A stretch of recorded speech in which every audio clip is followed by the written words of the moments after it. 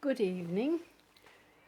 I am going to share something completely different tonight, and it will only require one prayer.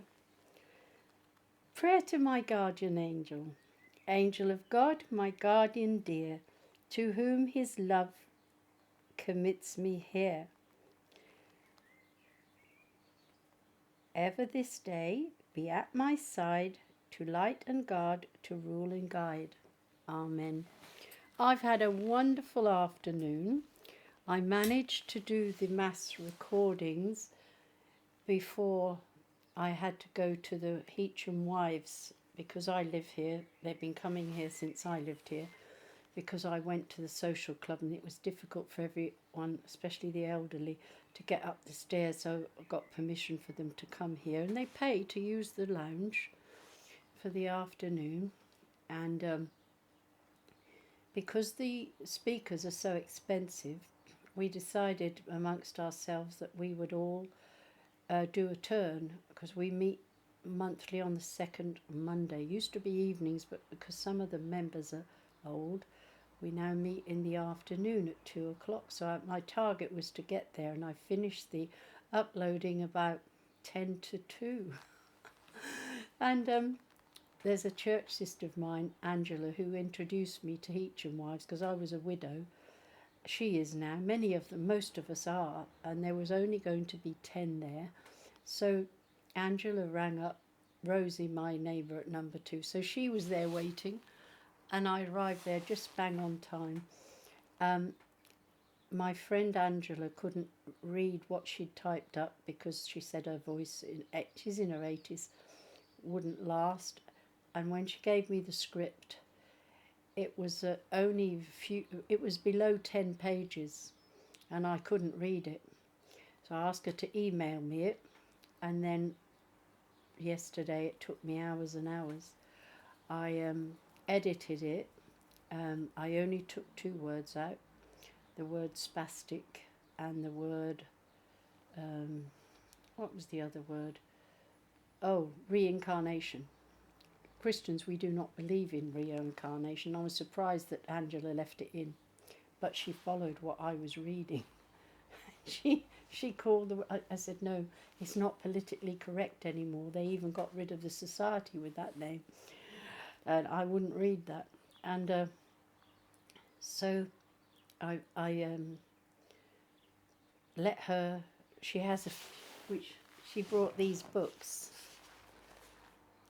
They're really famous books, and she passed around lots of books and lots of brochures, magazines and things, and I did the reading, and I couldn't believe it. They all clapped me. I had an audience, and they clapped me, and I won the raffle.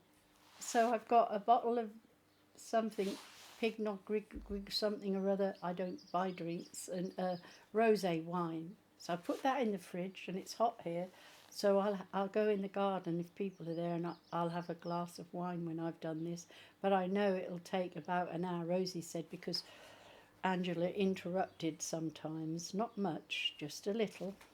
So I love this story. She's done a good research, because she's a great ENID BLYTON fan and a member of the society. And we all learnt something about ENID BLYTON that we never knew before.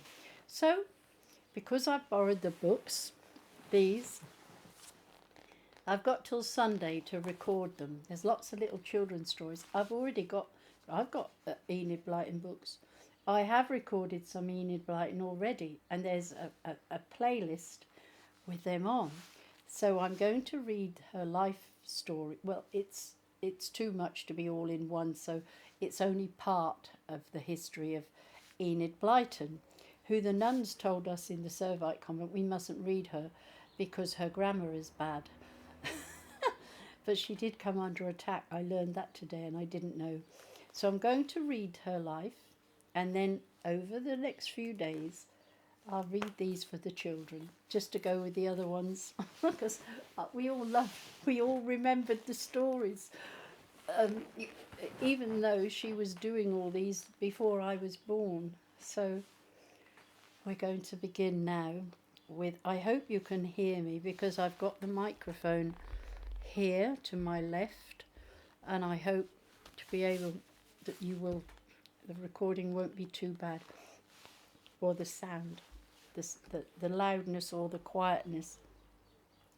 And isn't it terrible? I feel like doing the name, the sign of the cross, and I'm only going to be reading about Enid Blyton. Still got a cold. This is the life of Enid Blyton by Angela Canning from HEACHAM. She's also a widow, but we're all a member of the Wives Club, which began as Young Wives in the 60s. Now we're just HEACHAM wives. Enid Blyton was the most famous children's author there ever was. I wonder if I could...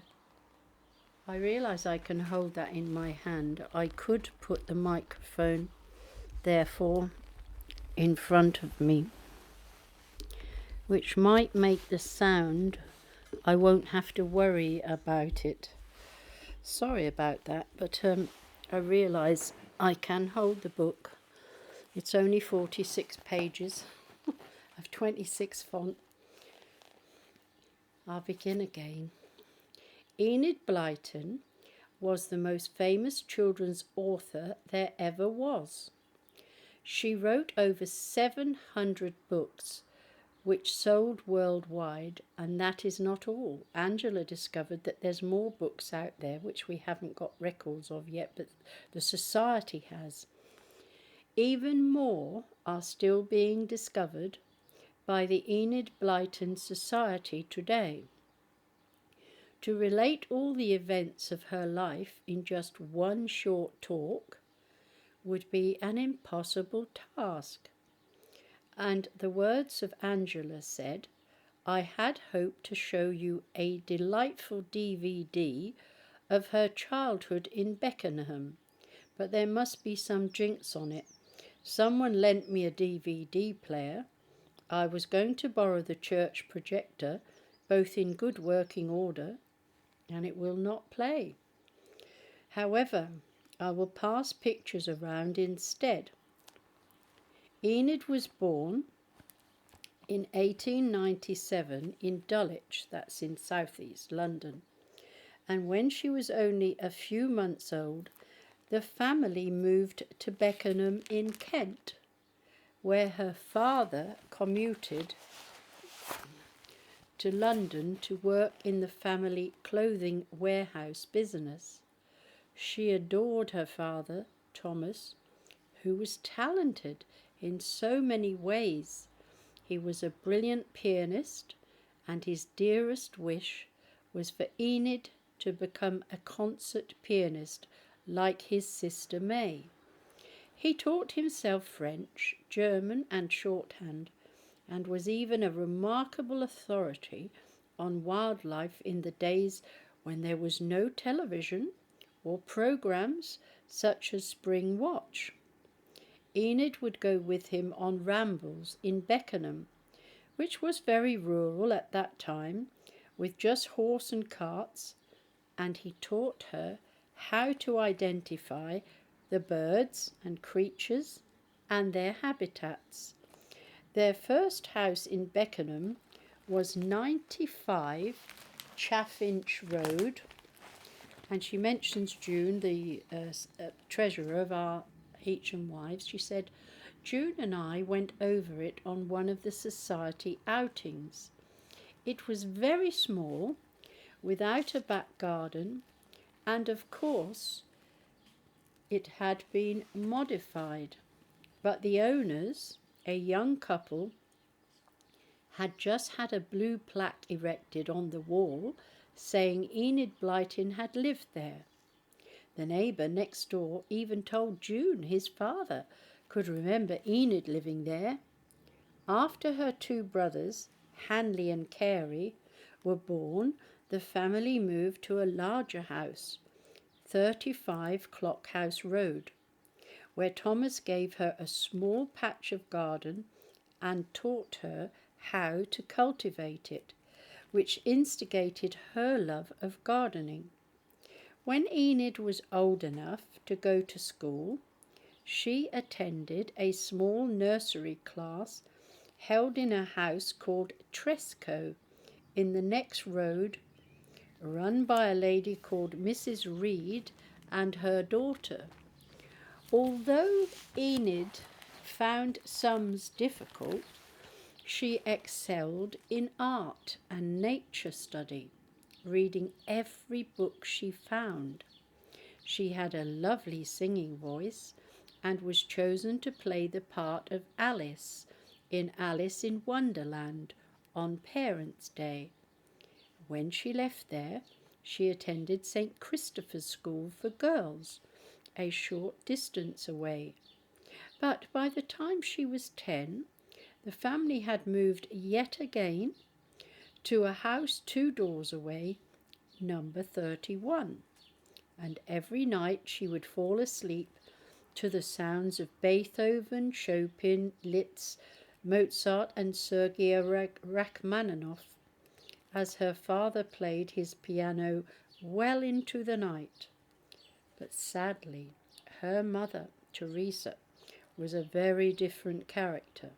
She was only interested in the house and did not appreciate her husband's qualities. Tension grew between the two for some years, and Enid and Hanley would climb out of bed and over the banisters and would listen to them quarrelling. One night, when Enid was only 13, the voices became violent.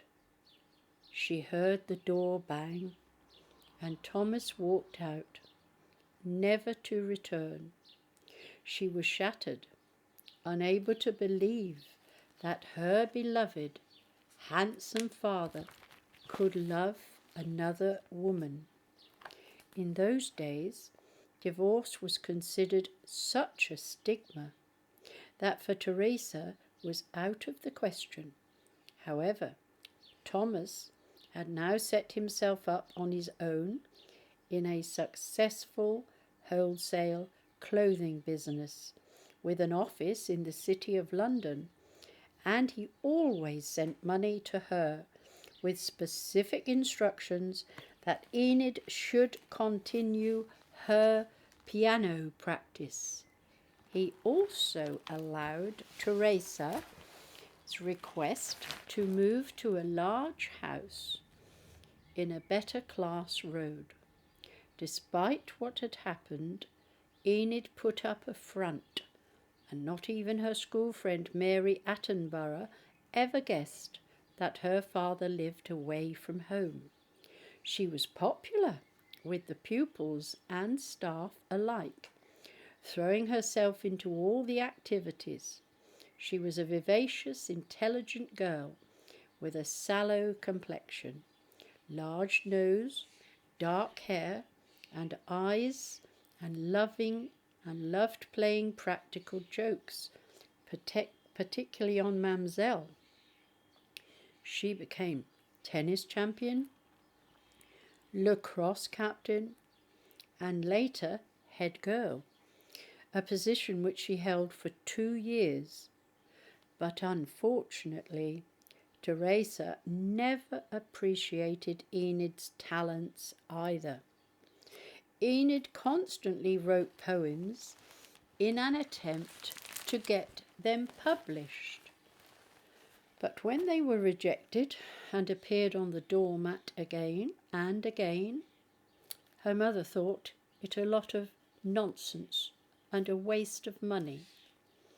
When one day Enid discovered her mother had been reading her diary, she fixed a lock on her door, and as soon as she was old enough, she went to live with her friend Mary at Mary's grandfather's house at Shortlands.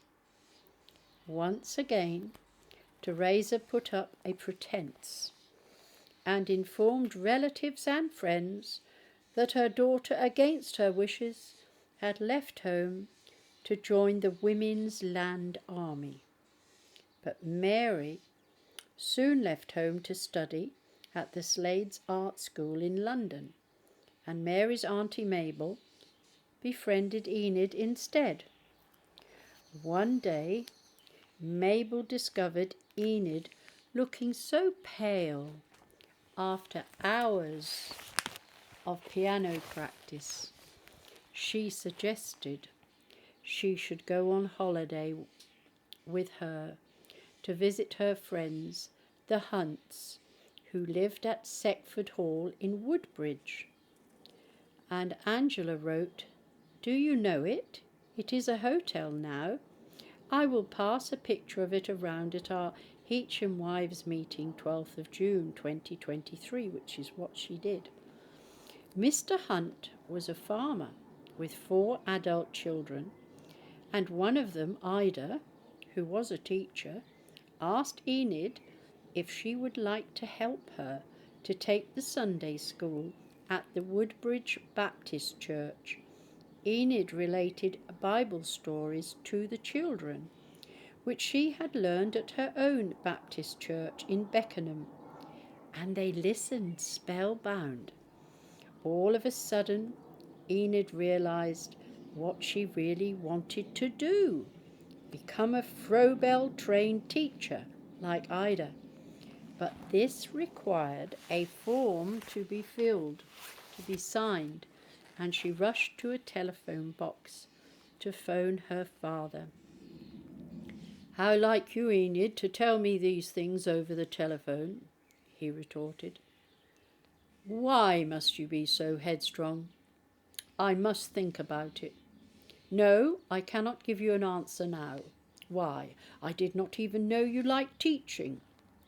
"Please say yes," she pleaded. Then she heard him chuckle and remembered the sound of that laugh for years to come. That September, she began as a trainee teacher at the kindergarten section of the Ipswich High School for Girls, where Ida worked, which gave her an excellent opportunity to get to know exactly how boys' and girls' minds worked and what they responded to.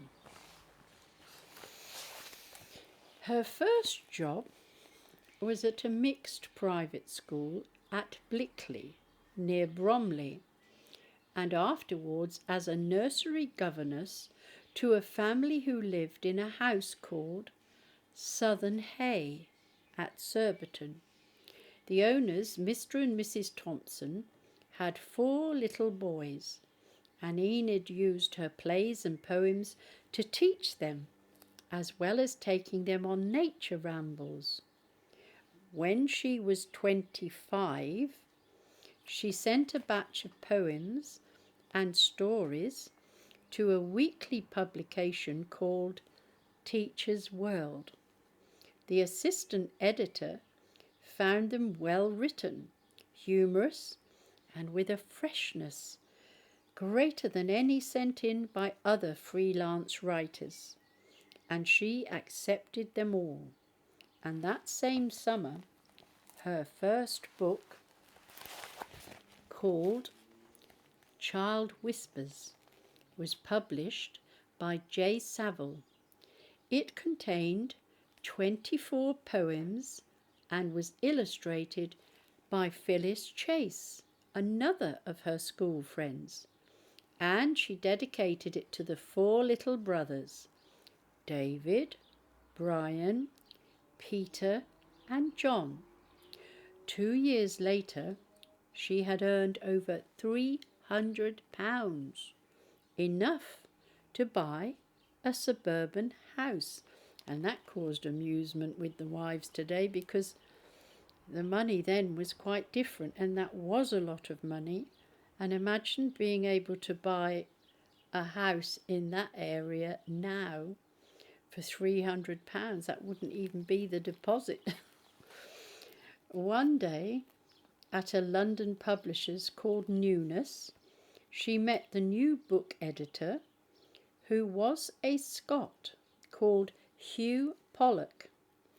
Hugh had come back injured from the 1914 war, 1914-18 war, only to find his wife had deserted him, and he and Enid struck up a friendship which grew into love. She hoped Hugh would ask her to marry him, but of course it was necessary for him first to get a divorce, which was so frowned upon in those days. But when Hugh was in his mid-30s and Enid was 26, they married discreetly, with just 3 guests present at the Bromley Register Office.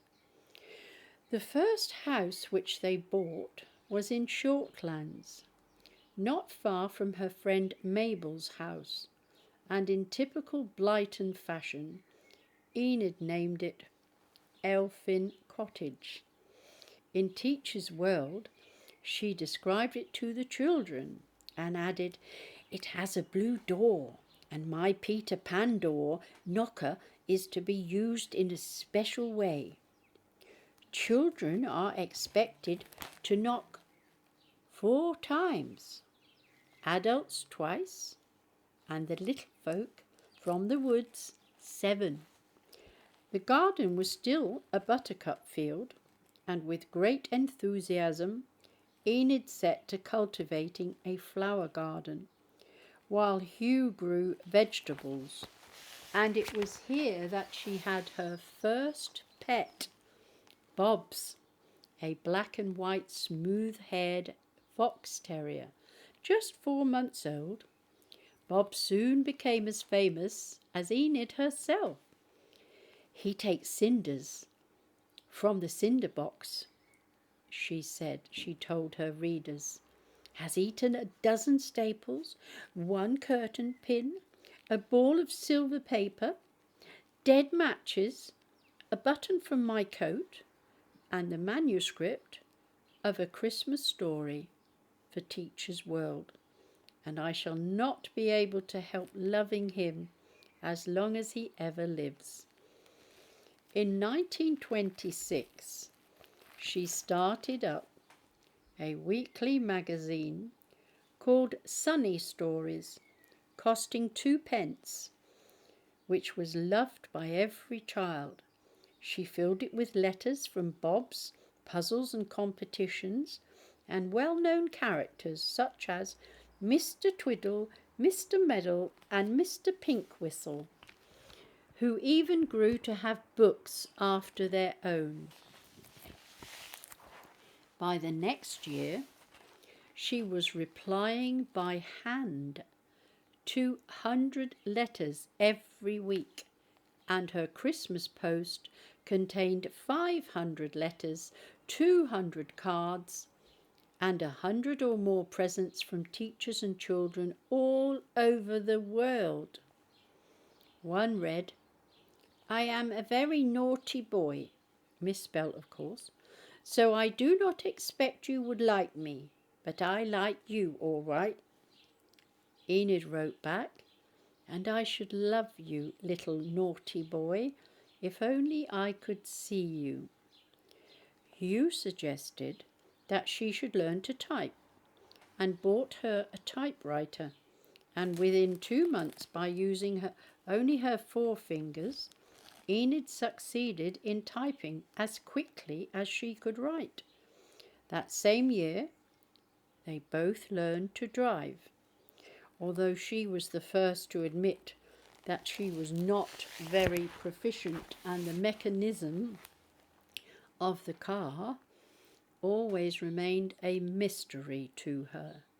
But suddenly there came a blow.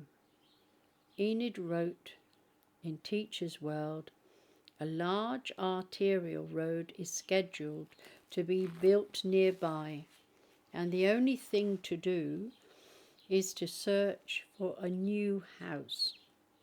And when she found one, she was very excited about it. "My new house is 400 years old," she told her readers, and had once been an inn called the Rose and Crown at Bourne End in Buckinghamshire, but now it's named Old Thatch, and stands just 3 minutes from the River Thames. Just 1 month after moving in, she was given a complete new page of her own in Teacher's World, called ENID BLYTON's Children's Page, which showed a photo of herself and Bob's, and a drawing of her new home. You enter it by a funny old lych gate, which has a thatched roof, she wrote, and you find yourself sideways to the cottage. Roses bloom everywhere. There are dozens, a mass of brilliant colour. There is a fine kitchen garden, an orchard, which is very soon going to be brilliant with fruit. There is a tiny wood, shady and cool. There is also the prettiest little stream you ever saw, which runs to the big blue river beyond. She also wrote that the cottage had an old well with a bucket to wind up and down. It had treasure that nobody could find, and it even had a ghost, that of a horse, which was killed some way from home, when jumping and galloped back to its stables, only to find them locked. Sorry about the planes, they're probably poisoning the sky. On a certain date in January, it is supposed to gallop round Old Thatch, once more looking for them. The stables were now Enid's bedroom, but the floor was still the old, uneven stable floor made of stone.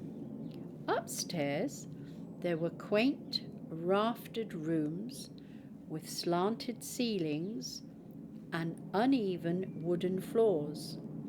Little secret cupboards opened into the walls. There was even a secret panelled wall of the old deep sunken dining room.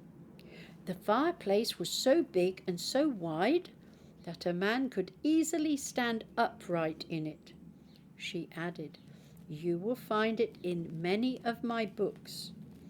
At another Enid Blyton Society outing, Angela actually visited Old Thatch just after Monty Don had been filmed there on Gardener's World, and said Enid Blyton had been his favourite author as a child.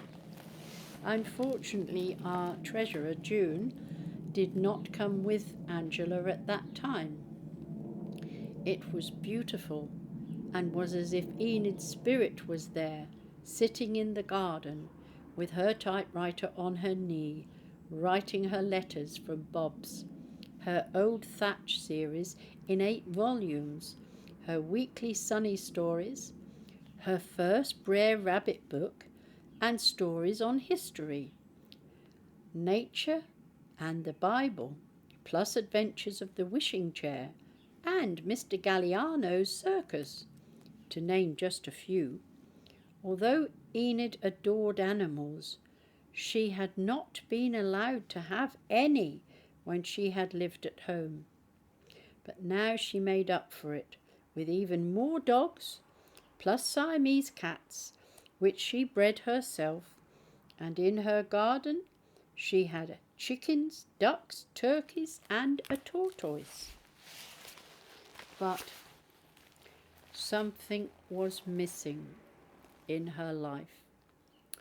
She was unable to conceive, and it was discovered that her womb had not developed after she was 13. She had been just that age when her father had left home.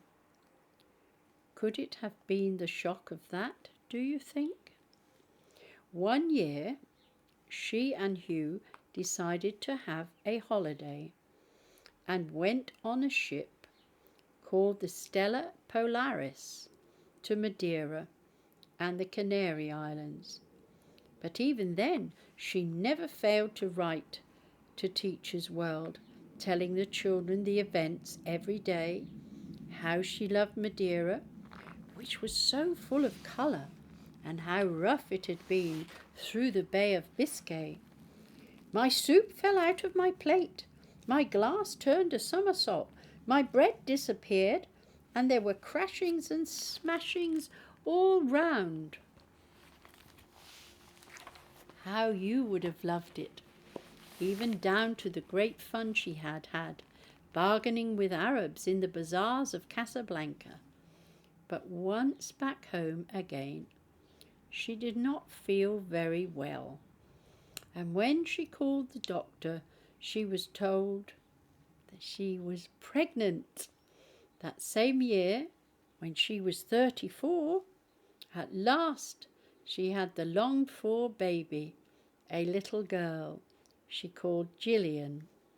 The year Gillian was 4 years old, Enid had a thatched bedroom and dressing-room extension built onto the old thatch, and she asked Dick Hughes, her faithful young gardener, if he would build a miniature cottage for Gillian with the bricks and timber left over.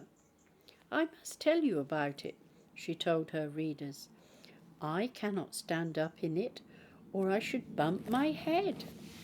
But it is just right for any boy or girl. It is going to have 2 little windows and a proper front door with a knocker. It has a lovely brick chimney, a gabled roof, and a strong wooden floor.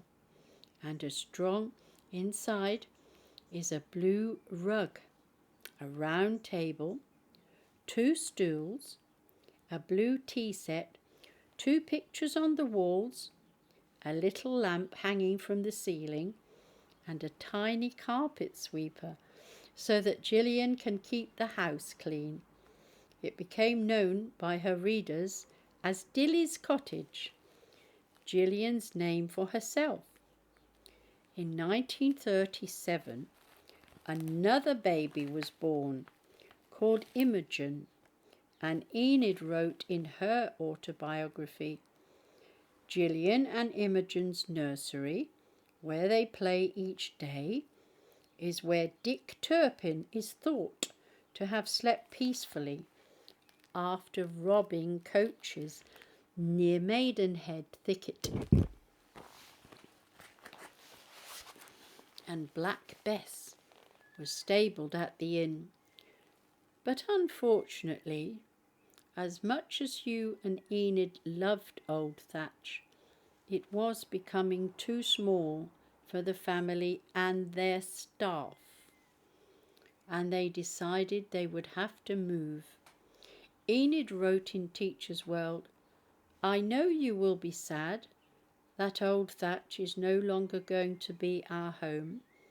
I am sad too, but I'm sure you will love our new home and garden. She was moving to Beaconsfield. It is a very happy-looking house, she wrote, with its roof of deep red-brown tiles, many casement windows and tall chimneys.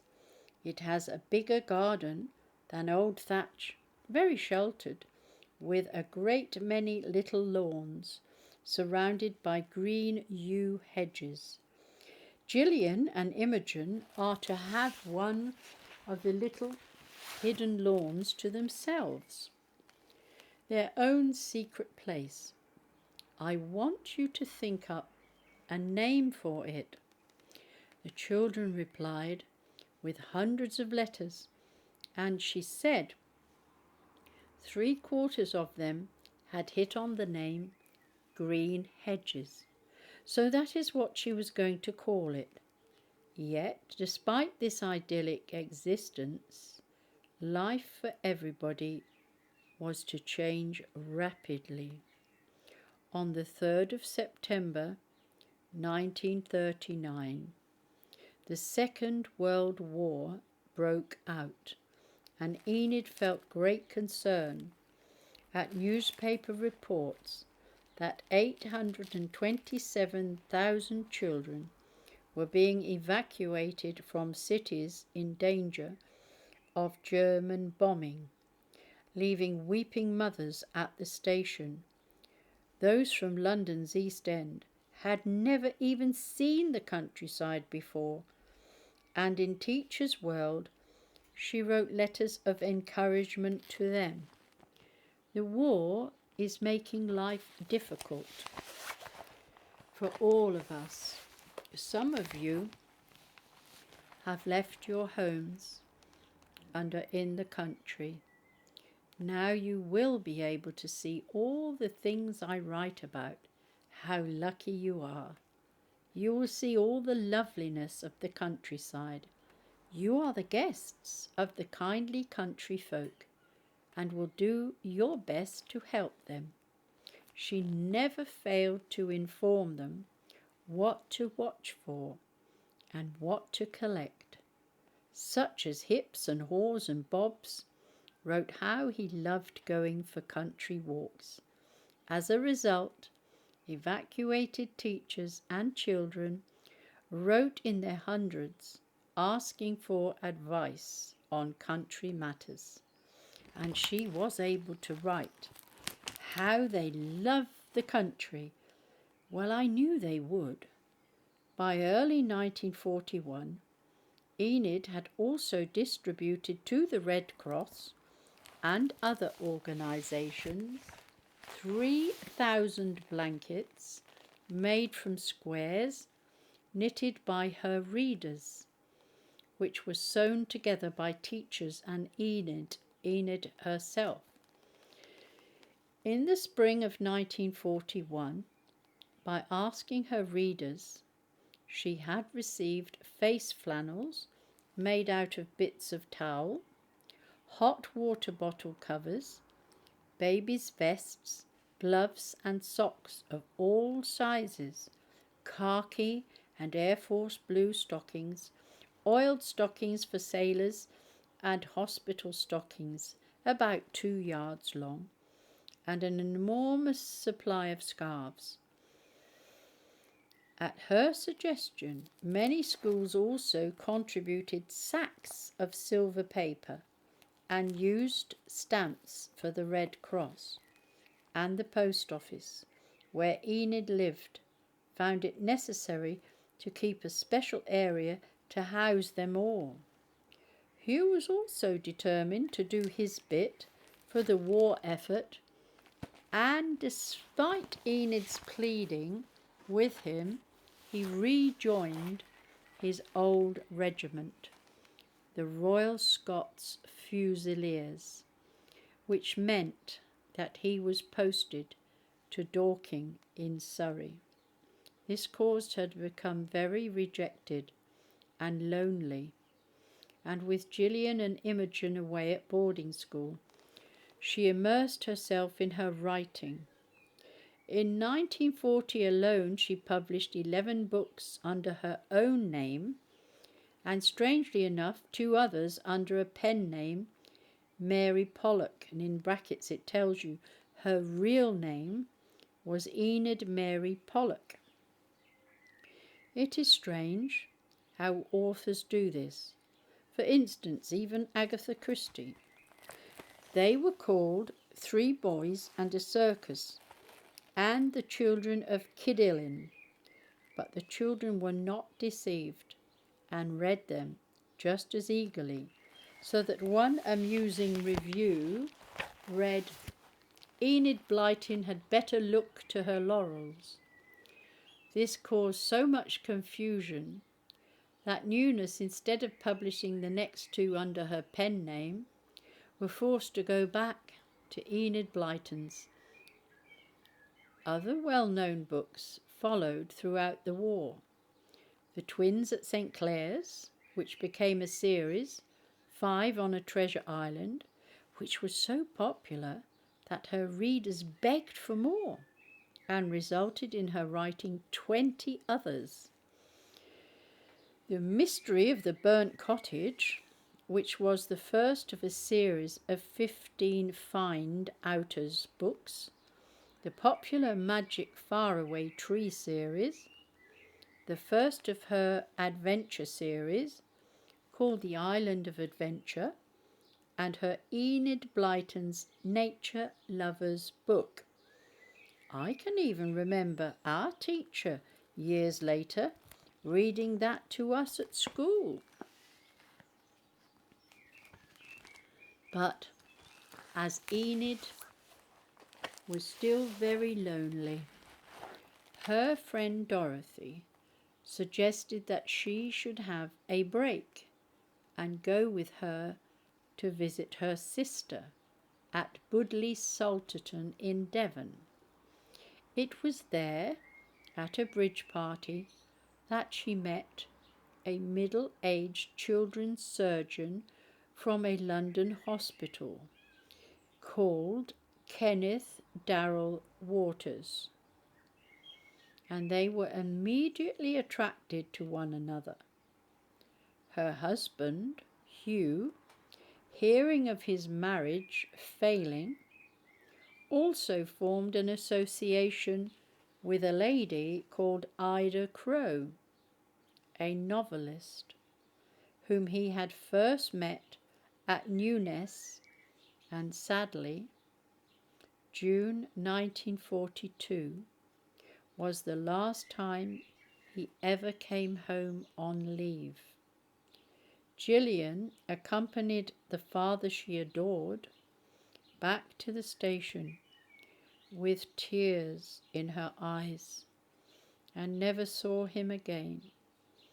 Enid and Kenneth were married in 1943 at the City of Westminster Register Office, and to make a family, Gillian and Imogen's names were changed to Darrell Waters. As the war was still at its height, it caused a serious paper shortage, but Enid's books were still commissioned by publishers, for they knew they would sell hot off the press. Then Mr. E. A. Roker, the managing director of Brockhampton Press, had a brainwave. His firm were the publishers of the magazine called Picture Post, and he thought the offcuts from it would be enough to produce miniature books for children measuring 6 inches by 3 inches. Enid happily created an equally miniature character for them called Mary Mouse, and I have to add that many of the women today remembered it too. They remembered reading that and having it read to them. Another day, when Enid was at Brockhampton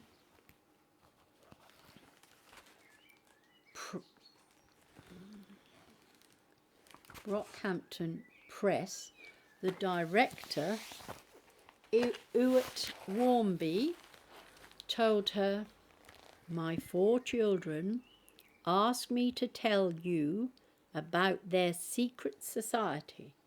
They call themselves the Secret 7 because their 3 friends are members too. They meet in the old shed at the bottom of the garden, and you cannot get in if you do not know the password.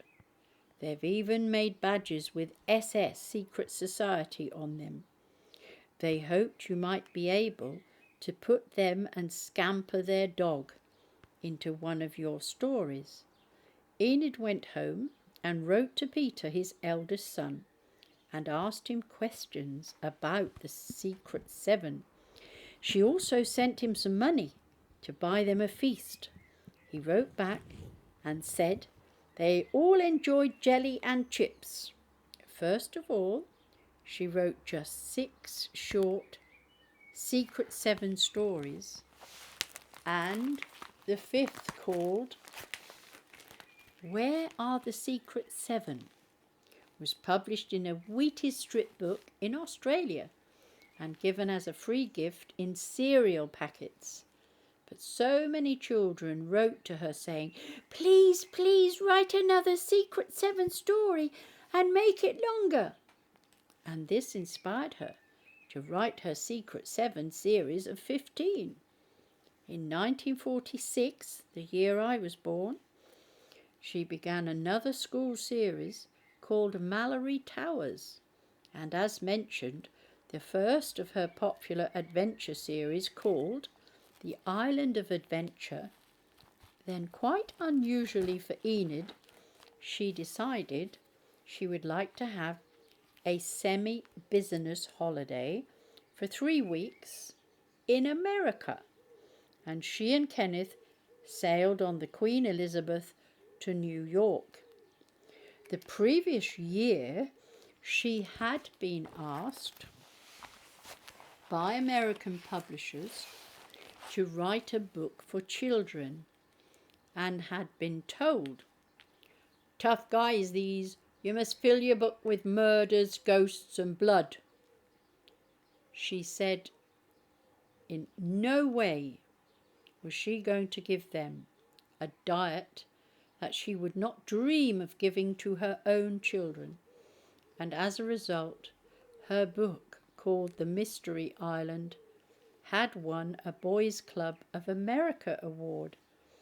Once there, she was acclaimed by New York publishers who gave a cocktail party in her honour.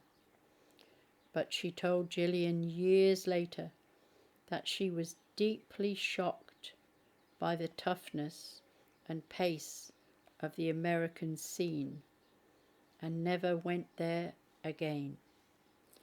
In Kenneth, she had a very devoted and protective husband, and being worried about the pressures on her with her writing, he taught her to play golf.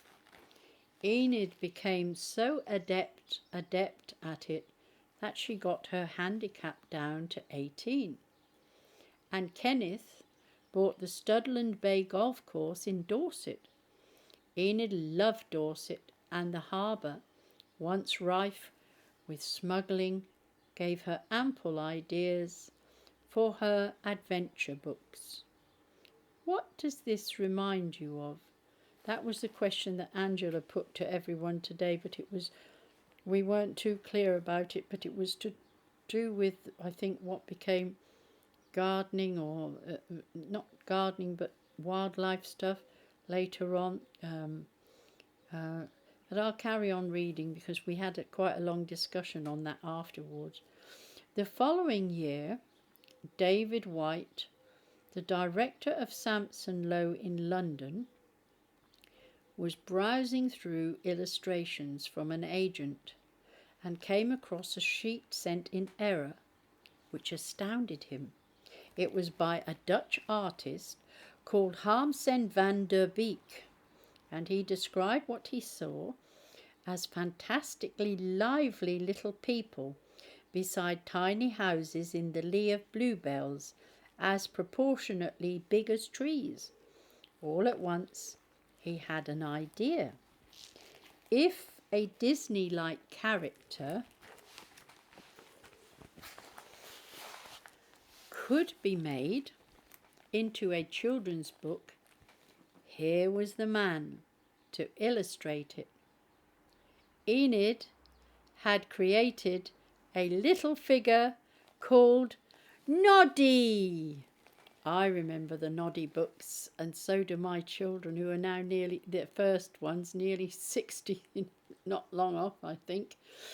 And when she was paying a visit to Sampson Low, she caught sight of the drawings on his desk and was very excited about them. Therefore, David White wasted no time in sending for Harmsen van der Beek and arranged for Enid to meet with him. A tall, thin man with a melancholy face, moustache and tortoise-shell framed glasses arrived. He possessed a very limited amount of English. The two had to communicate with the aid of an interpreter.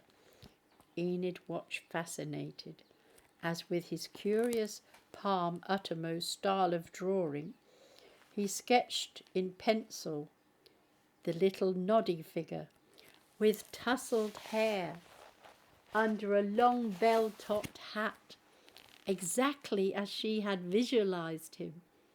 When she suggested other characters to him, he drew them with equal enthusiasm. Have you ever seen people writing with their hand upside down in that funny way? And Angela said, I have seen it on 2 occasions and wondered how the dickens they managed it, and she showed us today, and it was really weird. I couldn't write like that, not the other way upside down.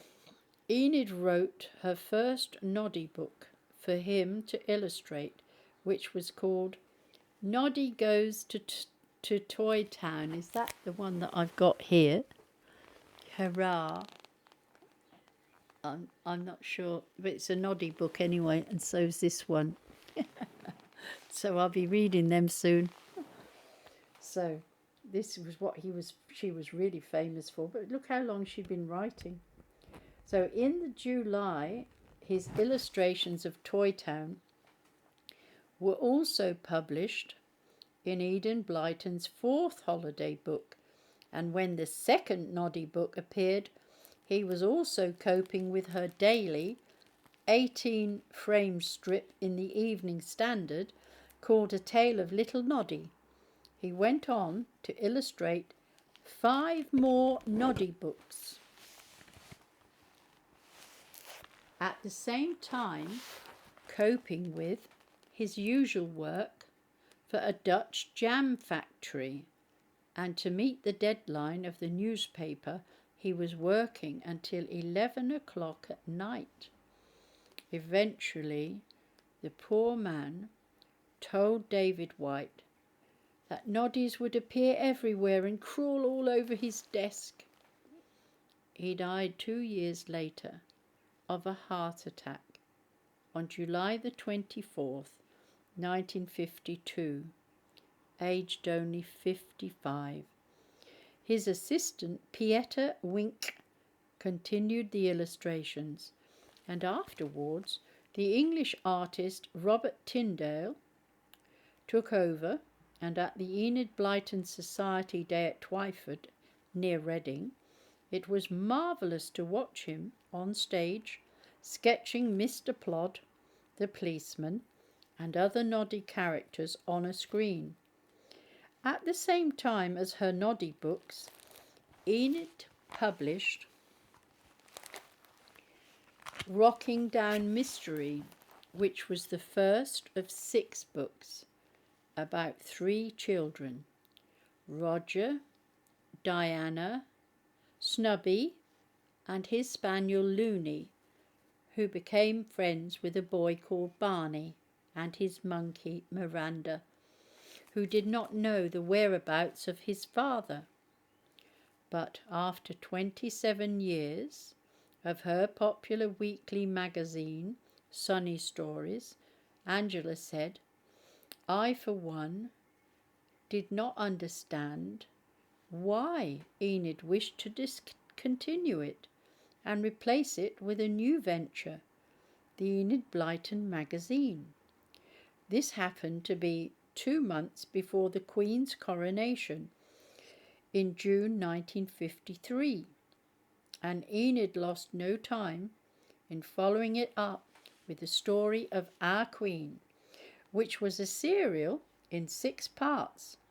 She also wrote her Enid Blyton magazine annual number 1, and in the foreword said this: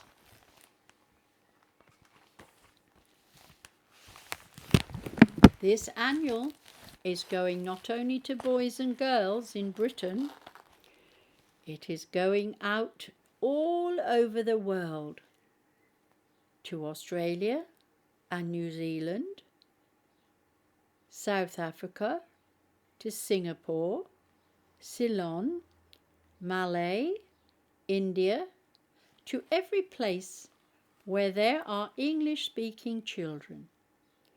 What a truly enormous family I have! But not only were her books read by English-speaking children, but were translated into Hebrew, Icelandic, Japanese, and European languages, and for some reason, even today, are still most popular of all in Germany. Because of her phenomenal output in 1957, I was 11 then,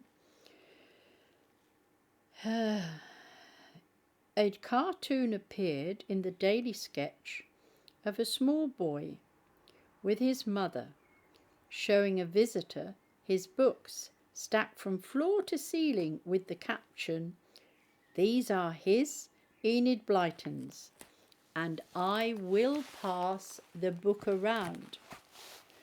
Although the war had ended, she still continued with all her good works and formed 4 clubs which received response worldwide.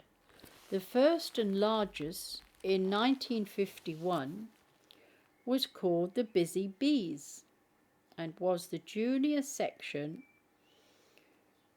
of the PDSA. Enid called herself the Queen Bee, and she published a monthly magazine called the Busy Bee News. Letters flocked to her from children enclosing money, telling her how they had raised it by doing odd jobs and organising concerts, sales and fêtes. And in less than 2 years, some 100,000 readers had become members. This is before the days of social media. You can imagine what she would have been like nowadays. The children now, unfortunately, watch, as the lady said this afternoon, porn and violence. And isn't that sad, instead of all these lovely stories? Next, the readers of her famous 5 books asked if they could form a fan club. She agreed on the condition that it should raise funds for a Shaftesbury babies' home in Beaconsfield, where she had long served on the committee and donated the royalties of her book called Before I Go to Sleep. In 1952, she reported that they had provided and furnished a famous 5-ward, supplied a paddling pool, a playground, a sunroom, a summer house, and had paid for visits to the pantomime, as well as contributing towards Christmas and birthday celebrations. Perhaps her third and loveliest was called the Sunbeam Society Club, which raised funds for the Sunshine Home for blind babies, and she designed a yellow badge showing the head of a blind child turned towards the sun. She claimed it was worn by over 22,000 of her warmest-hearted and generous readers. Her 4th, which was named after her own ENID BLYTON magazine, helped a special centre attended by disabled children in Chelsea, but it had a different word in those days. SPASTIC, but we don't use those words anymore. It's not politically correct, and that society faded away completely. In May 1955, she broadcast an appeal on the radio, which resulted in 10,000 requests for membership, and by January 1957, the club had recruited its 100,000th member. To celebrate this, her publishers, Evans Brothers, gave her a special party at their London headquarters in Russell Square and presented her with a gold replica of the magazine club badge. But through the 60s, anti-Blyton poison began to set in, which spread at an alarming rate, even to Australia, and it became the fashion for newspapers to pay their journalists very well to down her, to put her down. The worst accusation was that she was racist because she wrote about bad gollywogs. A gollywog existed in every nursery in her days. We had them and they were on jam jars as well. And she was most amazed when she heard this. She replied, "Gollywogs are merely lovable black toys, not Negroes. Teddy bears are also toys. But if there happens to be a naughty one in my books for younger children, this does not mean that I hate bears."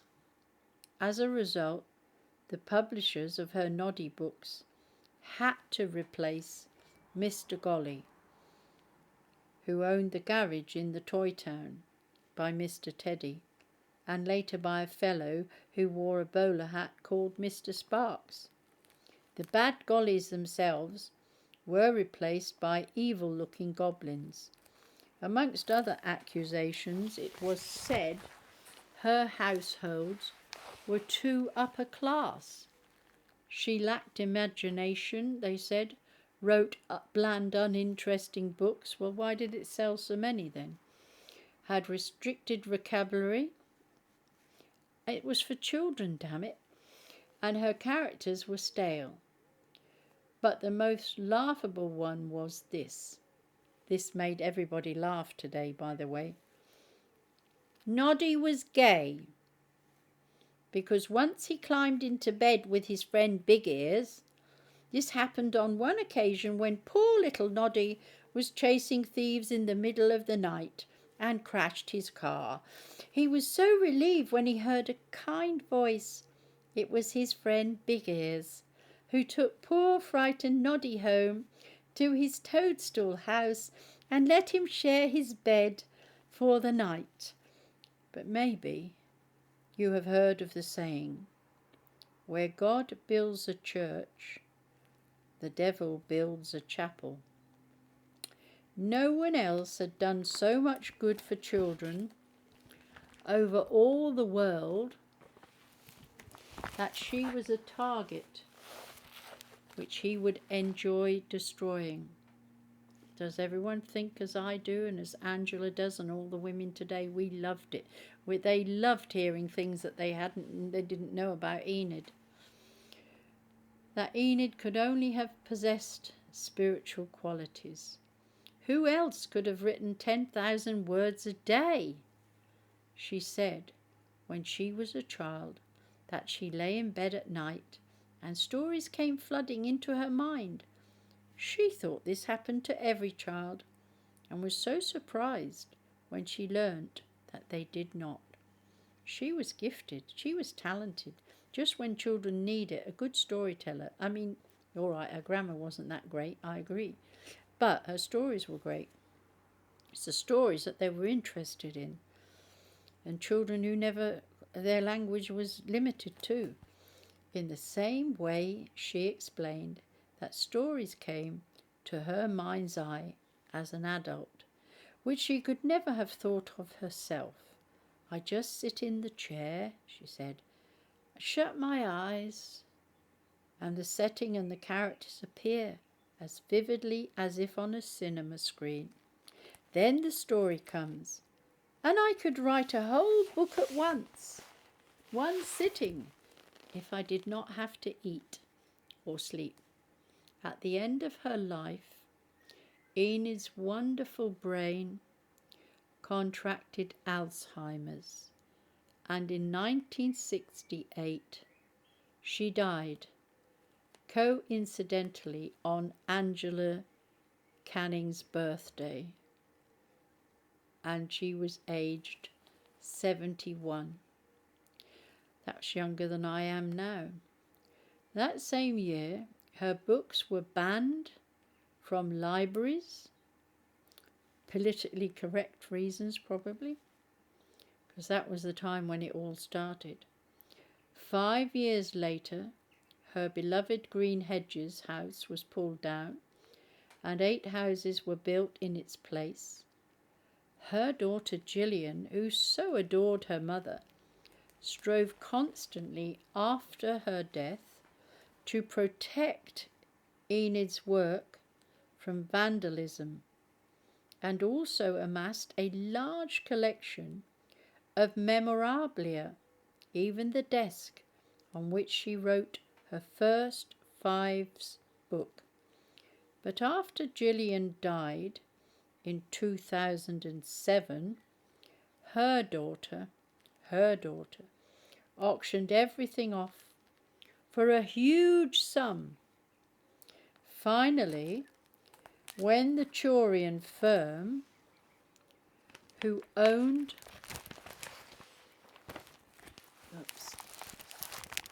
the ENID BLYTON rights was closing down and wished to sell them, it was little Noddy who suffered. Not enough bids could be raised for him in this country. The little lovable character, whose books sold by the million, has gone to America for good. See the font size that she sent me. There's no way I could have read that, so I got her to send me it, and then I turned it into this size. Here, when she asked me to read for her, I said, yes, of course. I don't have a problem with reading, but I have a problem with this. She handed me that size in paper form on Sunday at church. I brought it home. I thought, there's no way I can, that's worse than Butler's. Butler's has that size font after you've read The Saint, and I can't hardly read it. I mean, it hurts, literally hurts. So I asked her to send me, because she's got an email thing.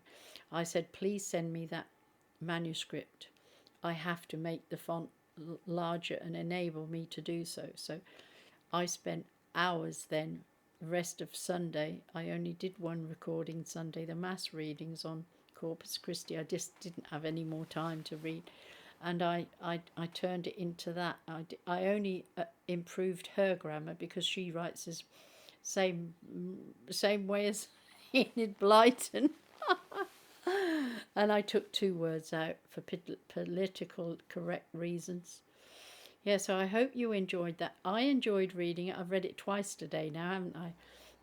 I had an audience. It was really weird because I'm not expecting people to sit there and clap, but they did.